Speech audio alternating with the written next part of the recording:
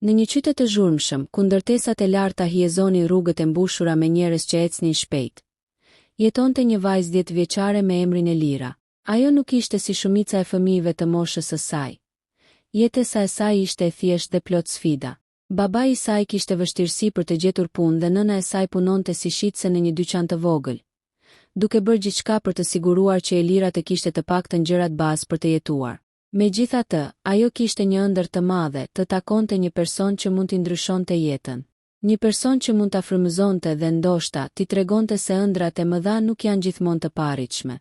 Elira kishte dëgjuar shpesh për milionerë që bënin punë të mëdha, por që jetonin larg nga realiteti i saj i përditshëm. Ajo nuk i njihte ata personalisht, por kishte parë në televizor dhe internet njerëz që kishin arritur sukses të jashtëzakonshëm nga asgjëja. Një ide filloi të linte në mendjen e saj të vogël, nëse mund të gjente një mënyrë për të biseduar me një prej tyre. Ndoshta mund të mësonte diçka që nuk do ta mësonte askund tjetër.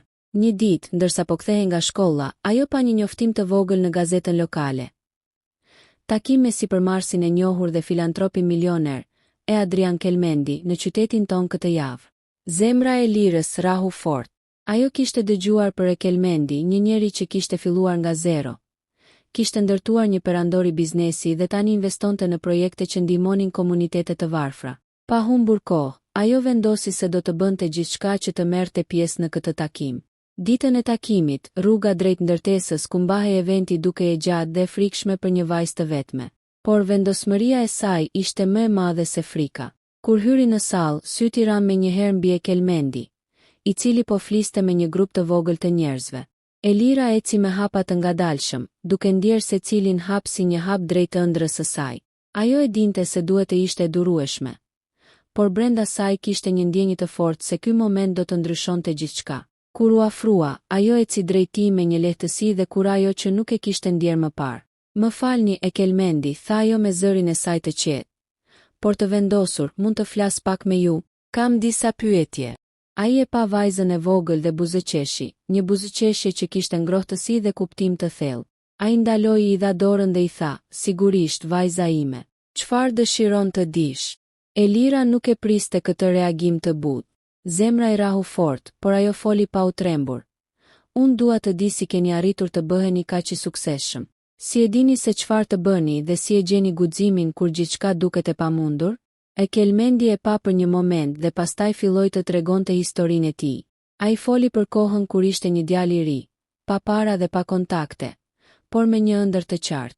Ai foli për gabimet që kishte bërë, për natat e gjata të punës dhe për momente kur kishte menduar se gjithçka ishte e humbur.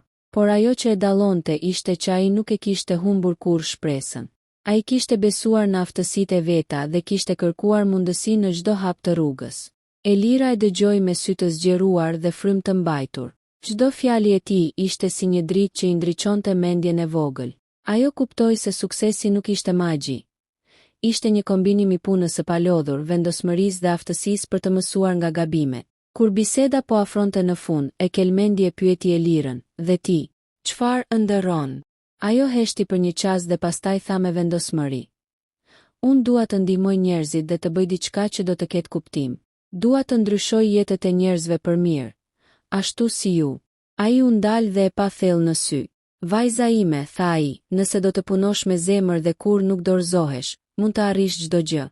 Mos e nënvlerëso fuqinë e ëndrave të tua." Ajo u largua nga takimi me një ndjenjë që nuk mund ta përshkruante. Nuk kishte fituar para, nuk kishte marrë një dhuratë të madhe, por kishte fituar diçka shumë më të vlefshme. Një vizion për të ardhmen dhe besimin se çdo pengesë mund të kapërceje me guxim dhe punë të palodhur. Në javët që pasuan, Elira filloi të punonte për ëndrat e saj në mënyra të vogla, por të vendosura. Ajo krijoi projekte për shokët e klasës, ndihmoi fqinjet dhe mësoi çdo gjë që mundi për biznesin dhe mënyrat për të ndihmuar të tjerët. Çdo gjë që mësonte i kujtonte fjalët e Kelmendi dhe ndjenja e saj e brendshme për rritjen dhe ndryshimin u forcuan çdo ditë. Elira jetonte në një lagje të ngushtë dhe të mbushur me zhurmë, ku era e qytetit përziente aromën e kafes së ngrohtë me tymin e makinave dhe tingujt e fëmijëve që luanin në rrugë. Pallatet e vjetra të betonit kishin qarje të thella, por brenda tyre banorët jetonin me një shpresë të vogël që gjithmonë rezistonte. Familja e saj ishte e thjeshtë, babai punonte si ndërtues kur mundej, ndërsa nëna shiste fruta e perime në një dyqan të vogël në treg. Megjithse nuk kishin shumë, ata u përpoqën që Elira të ndihej e sigurt dhe e dashur. Ajo shpesh e shihte nëna duke u lodhur duke ngarkuar qeset me perime të rënda, dhe zemra i dridhej. Në ato momente, ajo e kuptonte rëndësinë e përpjekjes dhe të mos u dorëzonte kurrë. Në shkollë, Elira nuk ishte thjesht një vajzë mesatarisht e qetë. Ajo kishte një kuriozitet të rrallë. Ajo e donte të lexonte libra për njerëz të suksesshëm, shpikje dhe udhëtime në vende të largëta. Çdo ditë, kur të tjerët flisnin për lojëra ose për serialet e fundit, ajo mendonte për mënyra se si mund të ndryshonte jetën e saj dhe të tjerëve. Një ëndër kishte filluar të rritej brenda saj. Ajo donte të takonte një person që kishte arritur shumë dhe të mësonte prej tij. Kur lexoi për takimin e Adrian Kelmendi, zemra i rahu fort. Ishte një mundësi e rrallë, pothuajse e pabesueshme. Por vendosmëria e saj ishte më e fortë se frika. Ajo filloi të planifikonte çdo detaj, si do të arrinte atje, çfarë do të thoshte dhe si mund të bëhej e paharrueshme për milionerin që kishte inspiruar kaq shumë njerëz. Në ditën e takimit, rruga ishte mbushur me njerëz të veshur me kostume të shtrenjta dhe kamerat e gazetarëve që kapnin çdo moment. Elira ndihej e vogël dhe e parëndësishme, por një zë i brendshëm i thoshte: "Kjo është për ty. Mos kthe pas." Ajo eci përmes turmës, duke ndjerë secilin hap si një betejë. Dhe kur u afrua në sallën ku mbahej takimi, syri i saj ra mbi e Kelmendi që po fliste me disa të ftuar. "E qëtuse me sir," tha ajo me një zë të qetë, por të vendosur. Ai e pa dhe buzëqeshi, një buzëqeshje që përziente mirësinë dhe kurajën. "Sigurisht, vajza ime, si mund të ndihmoj?" Elira filloi të tregonte historinë e saj të vogël, jetën në lagje, ëndrat dhe frikën që gjithmonë e ndiqte kur mendonte për të ardhmen. Ajo foli për dëshirën e saj për të ndihmuar të tjerët dhe për të bërë një person që do të sillte ndryshim. E Kelmendi e dëgjoi me kujdes, pa ndërprerje. Kur ajo përfundoi, ai foli për ditët kur ai ishte fëmijë si ajo, kur nuk kishte asgjë, vetëm ëndra dhe vendosmëri. Ai tregoi historitë e tij më të mëdha dhe më të vogla. Momentet kur mendonte se gjithçka ishte e humbur dhe si çdo pengesë ka përceu me durim dhe punë të palodhur. Elira ndihej e magjepsur. Çdo fjalë e tij ishte një dritë që i ndriçonte mendjen dhe zemrën. Ajo kuptoi se suksesi nuk vinte nga parat ose privilegjet, por nga vendosmëria dhe dëshira për të bërë ndryshim. Kur biseda përfundoi, ai e pyeti: "Dhe ti, çfarë dëshiron?" Ajo u ndal për një moment, duke ndjer peshën e pyetjes, dhe pastaj me vendosmëri tha: "Unë dua të ndryshoj jetët e njerëzve, siç keni bërë ju." Ai e pa thellë në sy dhe tha: "Vajza ime, nëse punon me zemër dhe kur nuk dorëzohesh, mund të arrish gjithçka." Ajo u largua me një ndjenjë të fortë të frymëzimit. Nuk kishte marrë para apo dhurata, por kishte marrë një dhuratë shumë më të madhe: vizionin dhe besimin se çdo ëndër mund të bëhej realitet. Në javët që pasuan, ajo filloi të punonte në mënyra të vogla për të realizuar ëndrat e saj. Filloi projekte për komunitetin, ndihmoi fqinjet dhe filloi të mësonte çdo gjë që mundi për biznesin dhe organizimin e projekteve humanitare. Çdo hap që bënte i kujtonte fjalët e Kelmendi: "Asgjë nuk është e pamundur për ata që besojnë në veten e tyre dhe punojnë me pasion." Elira mësoi se guximi nuk është mungesa e frikës, por aftësia për të ecur përpara pavarësisht nga ajo. Ajo kuptoi se çdo përpjekje, madje edhe e vogël, mund të sillte ndryshim. Dhe mbi të gjitha, ajo mësoi se ndonjëherë një takim i vetëm, një moment i vetëm mund të ndryshojë të ardhmen e një jete. Elira jetonte në një lagje të ngushtë dhe të mbushur me zhurmë, ku ndërtesat e vjetra të betonit kishin qarje të thella, por secili dritare lëshonte një dritë të ngrohtë që shpërndante shpresë. Era përziente aromën e kafes së ngrohtë me tymin e makinave dhe me tingujt e fëmijëve që luanin në rrugë. Për Elirën, kjo lagje ishte gjithçka që njihte, por ajo gjithmonë ndëronte për diçka më të madhe, diçka që nuk mund ta shihte në rrugët e ngushta dhe ndërtesat e vjetra. Familja e saj nuk kishte shumë. Babai punonte si ndërtues kur gjet kishte punë, duke u përpjekur të sigurojë gjërat bazë për familjen. Nëna e saj punonte si shitse në një dyqan të vogël, shpesh duke kaluar orë të tëra në këmbë. Por, pavarësisht nga gjithçka, ata u përpoqën të siguronin që Elira të ndihej e dashur dhe e mbrojtur. Ajo shpesh e shihte nënën duke mbledhur qeset me fruta dhe perime dhe zemra i dridhej, duke ndjerë një përzierje frike dhe respekti. Në shkollë, Elira nuk ishte thjesht një fëmijë i zakonshëm. Ajo kishte një kureshti të rrallë dhe një dëshirë të zjarrt për të mësuar çdo gjë që mund të ndryshonte jetën e saj. Ndërsa fëmijët e tjerë flisnin për lojëra ose seriale të ndryshme, Ajo lexonte libra mbi njerëz të suksesshëm, shpikje dhe udhëtime në vende të largëta. Çdo ditë, ajo imagjinonte se si mund të bënte diçka të jashtëzakonshme, dhe ndonjëherë, kur askush nuk e shikonte, shkruante në fletoret e saj ëndra dhe ide të vogla që mund të realizoheshin një ditë. Një mëngjes të zakonshëm, ndërsa po kthehej nga shkolla, ajo vuri re një njoftim të vogël në gazetën lokale. Takim me sipërmarrësin dhe filantropin e njohur e Adrian Kelmendi në qytetin ton këtë javë. Zemra e saj rrahu fort. Ajo kishte dëgjuar për Kelmendi, një njeri që kishte filluar nga zero dhe kishte ndërtuar një perandori biznesi, por që gjithashtu investonte në projekte humanitare që ndihmonin komunitetet më të varfra. Pa humbur kohë, Elira vendosi se do të bënte gjithçka për të marrë pjesë në këtë takim. Ditën e takimit, rruga drejt ndërtesës ku mbahej eventi duke e gjatë dhe frikshme për një vajzë të vetme. Por vendosmëria e saj ishte më e madhe se çdo frikë.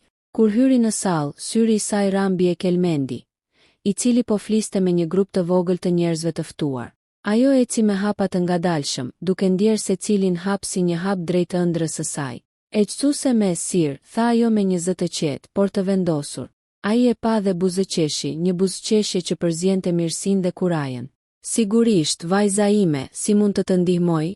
Elira filloi të tregonte historinë e saj të vogël, jetën në lagje, sfidat me të cilat përballej çdo ditë, dhe ëndrat që e bënin të ndihej më e fortë. Ajo foli për dëshirën e saj për të ndihmuar të tjerët dhe për të bërë një ndryshim real. Kelmendi e dëgjoi me kujdes, pa ndërprerje. Ai i tregoi historinë e tij, nga fëmijëria e tij e vështirë, kur nuk kishte asgjë përveç ëndrave, deri te momentet kur humbi pothuajse gjithçka dhe arriti t'i ngrejë ëndrat nga toka. Ai foli për gabimet, sfidat dhe humbjet që e kishin bërë më të fortë.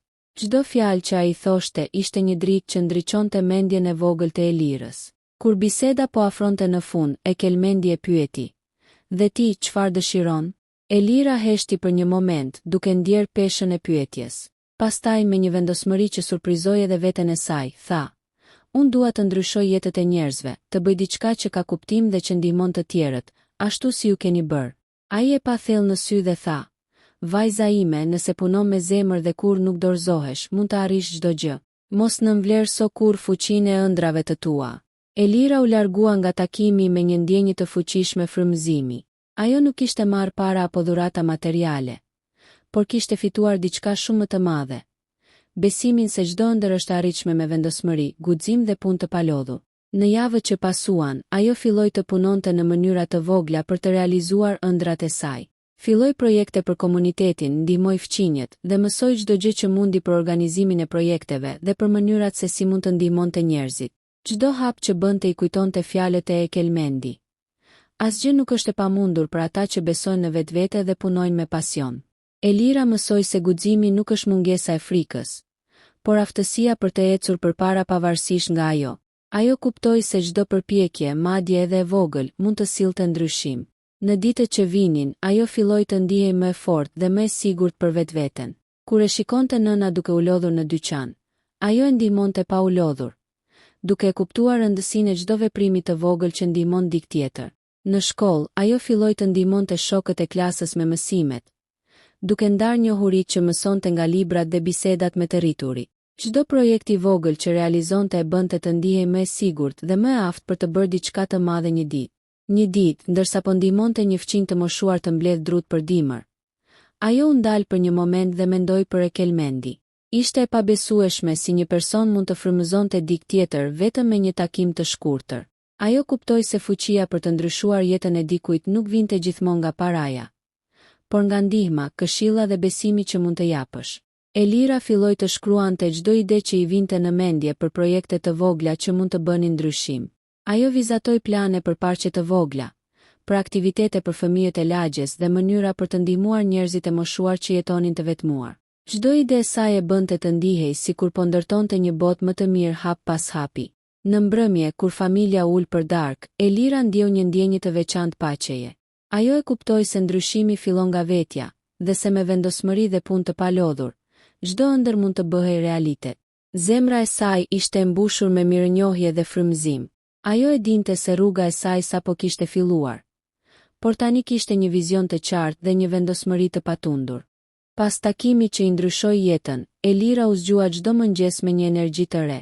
Ajo ndjente një përgjegjësi të madhe ndaj ëndrrës së saj, jo vetëm për veten, por edhe për të tjerët. Ajo filloi të vizatonte dhe të planifikonte projekte konkrete që mund të ndihmonin lagjen dhe komunitetin e saj. Fletoret e saj u mbushën me shënime. Idetë e vogla u bën plane të detajuara dhe ëndra e saj filloi të merrte formë reale. Një nga projektet e saj të para ishte krijimi i një hapësire të vogël për fëmijët e lagjes ku mund të lexonin dhe të luanin paqësisht. Lagja kishte shumë fëmijë që nuk kishin vende ku të shkonin pas shkollës dhe shpesh ndodhnin duke rrezikuar në rrugë. Elira vendosi që diçka e tillë nuk mund të vazhdonte. Ajo fliste me prindërit e fqinjeve dhe mblidhte materiale të përdorura. Libra që nuk i lexonte kush, karriget e vjetra, tavolina të vogla dhe letra boj. Çdo objekt i vogël ishte një hap drejt realizimit të vizionit të saj. Megjithatë, rruga nuk ishte e lehtë. Shumë njerëz e nënvlerësuan një vajzë të vogël 10 vjeçare. "Çfarë mund të bësh ti, vajzë e vogël?" i thoshin disa fqinj. Por Elira nuk u dorëzua. Ajo mësoi shpejt që ndryshimi kërkon durim dhe këmbëngulje. Dhe se shpesh skeptikët janë ata që shohin vetëm pamjen e jashtme, jo vendosmërinë e brendshme.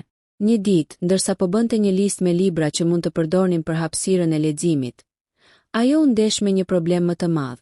Shumë nga librat ishin të vjetruar ose të dëmtuar, dhe ajo nuk kishte mjete për të blerë libra të rinj. Zemra i dridhej për një moment, por pastaj u kujtua për fjalët e Ekelmendi. Mos nënvlerëso fuqinë e ëndrave të tua. Ajo vendosi të mos dorëzohej.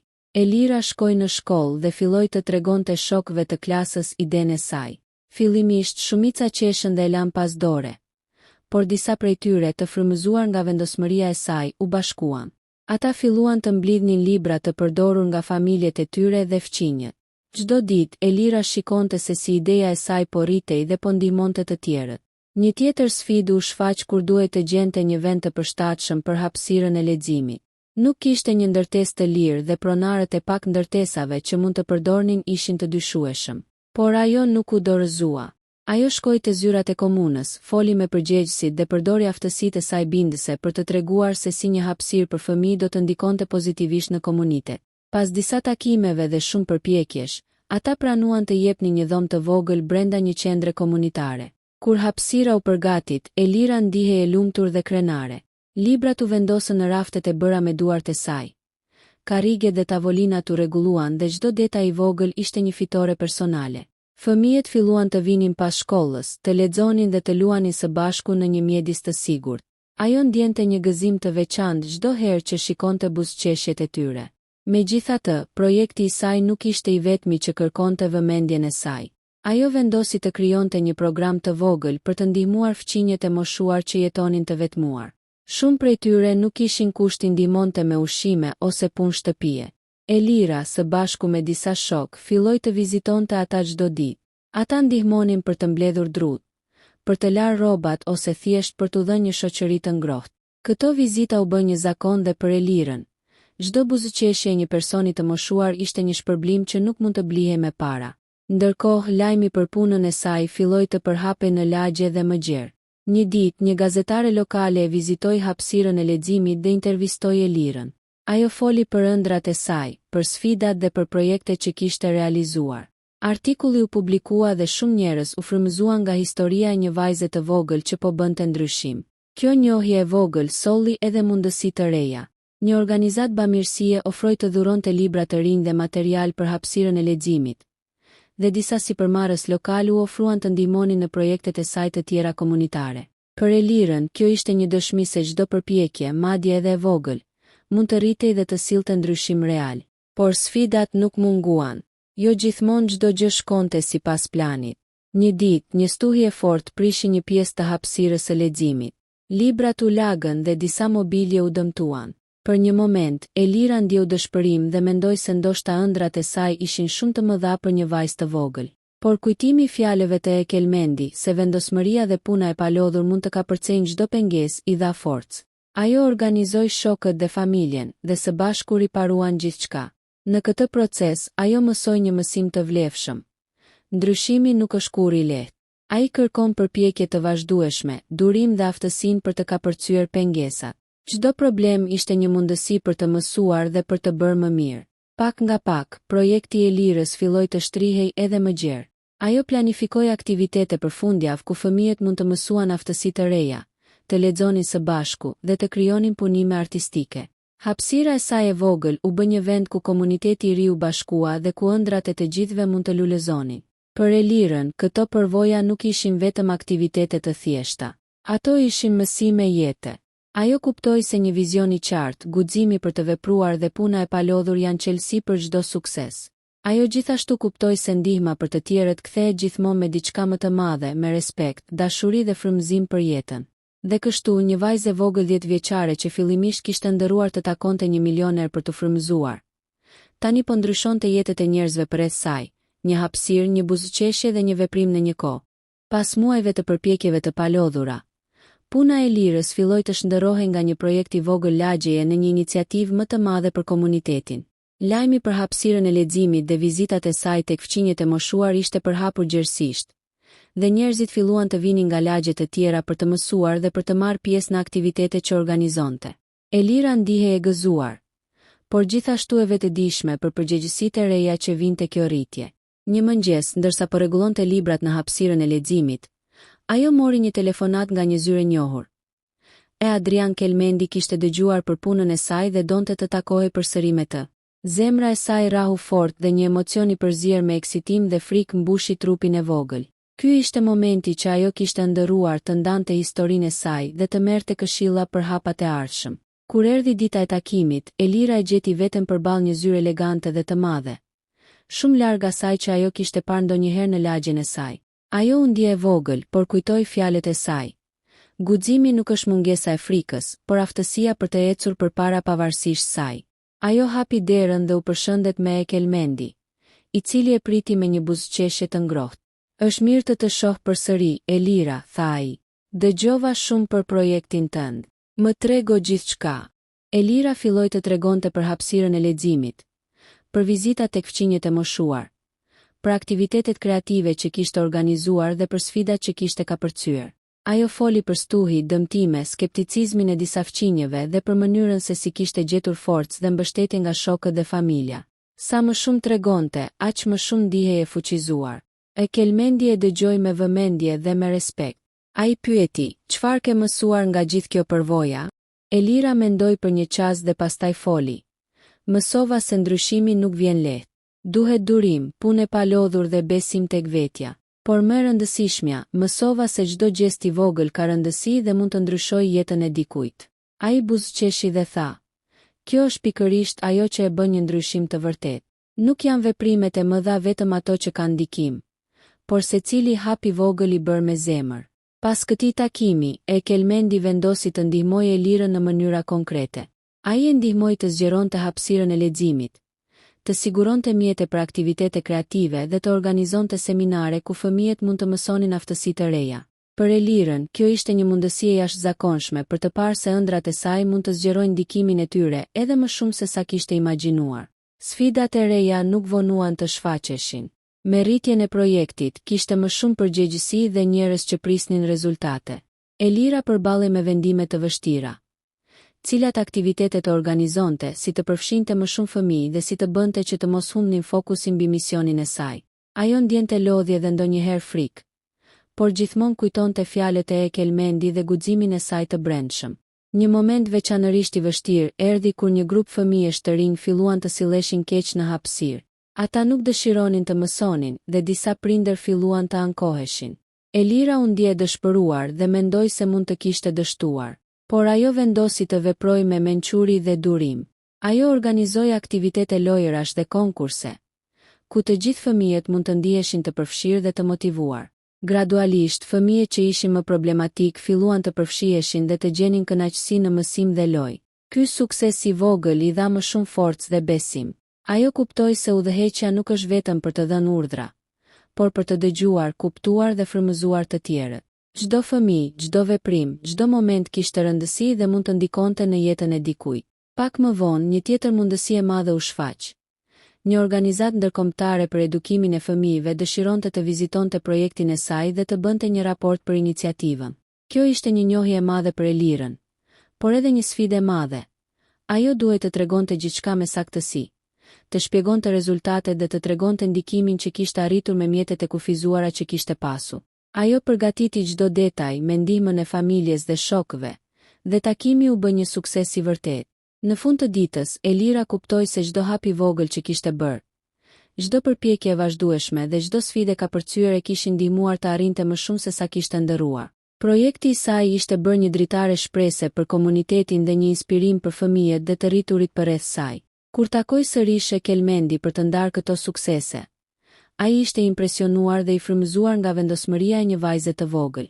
Ai i tha: "Elira, kjo është një histori që duhet të tregohet. Ti ke bërë më shumë se ç'mund të bënin shumë të rritur me përvojën dhe resurset e tyre. Ti ke treguar se guximi dhe puna e palodhur nuk ka moshë." Elira e kuptoi atë që kishte bërë nuk ishte thjesht për të ndihmuar të tjerët, por edhe për të zbuluar forcën dhe potencialin e saj të brendshëm. Ajo kuptoi se çdo ëndër mund të bëhet realitet nëse je i gatshëm të punosh, të përballesh me sfidat dhe të mos dorëzohesh kurrë. Historia e saj u bë një shembull për të gjithë qytetin dhe më gjerë. Një vajzë 10 vjeçare që filloi me një ëndër të vogël për të takuar një milioner, tani po ndryshonte jetët e njerëzve dhe po frymëzonte brezin e ri. Ajo kishte zbuluar se fuqia e një individi është e pafundme kur përdoret me zemër dhe vendosmëri. Pas suksesit të takimit të dytë me Ekelmendi, Elira ndjente një përgjegjësi edhe më të madhe. Ajo e dinte se projekti i saj kishte potencial të ndikonte shumë më gjerë se lagja e saj e vogël. Me ndihmën e mentorit të saj, ajo filloi të planifikonte iniciativa që mund të preknin fëmijë dhe komunitete në qytete të tjera. Ekelmendi ofroi këshilla për menaxhimin e projekteve, sigurimin e fondeve dhe komunikimin me organizata të ndryshme. Ai e mësoi se një ide e mirë mund të lulëzojë vetëm nëse bashkëpunon me të tjerët dhe nuk qëndron vetëm në vizione individuale. Një nga sfidat më të mëdha erdhi kur ajo u përball me burokraci dhe ligje të ndryshme për të zgjeruar hapësirën e leximit dhe për të organizuar aktivitete jashtë qytetit të saj. Disa njerëz nuk besonin se një vajzë 10 vjeçare mund të menaxhonte një projekt kaq të madh. Ata i thoshin: "Ti je shumë e vogël për këtë. Nuk ke eksperiencë." Por Elira nuk u dorëzua. Ajo përdori aftësitë që kishte mësuar, bindësi dhe durim, dhe çdo problem që shfaqe e shihte si një mundësi për të mësuar diçka të re. Një moment i veçantë ishte kur një komunitet tjetër në qytet dëshironte të bashkëpunonte me të. Ata kishin dëgjuar për projektin e saj dhe kërkonin të krijonin hapësira të ngjashme për fëmijët dhe të moshuarit. Elira e pa këtë si një shans të madh për të shtryrë ndikimin e saj dhe filloi të organizonte takime, trajnim dhe udhëzime për ata që dëshironin të krijonin projekte të ngjashme. Ajo nuk ishte më thjesht një vajzë që bëri ndryshim në lagjen e saj. Ajo po frymëzonte një qytet të tërë. Një ditë, Ekelmendi e ftoi Elirën të merrte pjesë në një konferencë ndërkombëtare për edukimin dhe zhvillimin e komuniteteve. Ajo ishte e frikësuar dhe emocionuar njëkohësisht. Ishte hera e parë që do të fliste para shumë njerëzve të njohur dhe ekspertëve të fushës. Por ajo e dinte se kishte një mesazh për të ndarë, se vendosmëria, guximi dhe veprimet e vogla mund të ndryshojnë jetën e dikujt dhe të gjithë komunitetin. Në konferencë, Elira rrëfeu historinë e saj. Ajo tregoi për hapësirën e leximit, për vizitat tek fqinjet e moshuar, për sfidat që kishte kapërcyer dhe për mënyrën se si një ide e vogël mund të rritet kur punohet me zemër. Një mori duar trokitjesh e përshëndeti kur përfundoi fjalimin. Ajo e kuptoi se ajo nuk ishte vetëm një vajzë 10 vjeçare. Ajo ishte një simbol shprese, guximi dhe ndryshimi të mundshëm. Pas konferencës, shumë organizata dhe qytete filluan të kontaktonin Elirën për të bashkëpunuar. Ajo krijoi një rrjet të vogël të ambasadorëve të ndryshimit, fëmijë dhe të rinj që donin të realizonin projekte të ngjashme në komunitetet e tyre. Çdo projekt i vogël i ndihmonte të kuptonin fuqinë e bashkëpunimit dhe rëndësinë e ndihmës së të tjerëve. Por mes gjithë këtij sukses, ajo nuk e harroi kurrë rrugën nga fillimi. Ajo vazhdoi të kujdesej për hapësirën e leximit në lagjen e saj dhe për fqinjet e moshuar. Ajo kuptoi se ndryshimi i madh vjen vetëm kur kujdesesh për njerëzit afër teje, edhe kur asgjë nuk duket e madhe. Një ditë kur po rregullonte librat me shokët, një fëmijë i vogël e pyeti: "Elira, si e di se çdo gjë që bëjmë ka rëndësi?" Ajo buzëqeshi dhe tha: "Sepse çdo veprim me zemër, çdo ndihmë e vogël, çdo ide e përkushtuar ka fuqinë të ndryshojë diçka. Dhe një ditë, ndoshta dikush tjetër do të bëjë të njëjtën gjë për ty." Në fund, historia e Elirës nuk ishte vetëm për një hapësirë leximi, apo për vizita tek fqinjet. Ajo ishte një dëshmi e fuqisë së ëndrave dhe vendosmërisë. Një vajzë 10 vjeçare që filloi me një ëndër për të takuar një milioner, mbaroi duke ndihmuar qindra njerëz dhe duke frymëzuar mirat të tjerë për të vepruar me zemër dhe guxim. E kelmendi duke e parë nga afër transformimin e saj. E përshkroi Elirën si një shembull të rrallë të fuqisë së rinisë, vizionit dhe humanizmit. Ai e kuptoi se një individ i vetëm, pavarësisht moshës, mund të ndryshojë botën nëse ka vendosmëri dhe zemër. Elira në fund të ditës kuptoi se çdo sfidë, çdo pengesë dhe çdo moment i vështirë ishte pjesë e rrugëtimit të saj. Ajo kishte mësuar se ndryshimi i vërtet fillon brenda secilit prej nesh, dhe se me guxim, vendosmëri dhe zemër, çdo ëndër është e arritshme. Dhe kështu një ëndër e vogël e një vajze 10 vjeçare u bë një histori globale frymëzimi, një kujtesë se fuqia për të ndryshuar botën nuk vjen nga moshat ose parat, por nga guximi, puna e palodhur dhe dëshira e vërtet për të bërë mirë.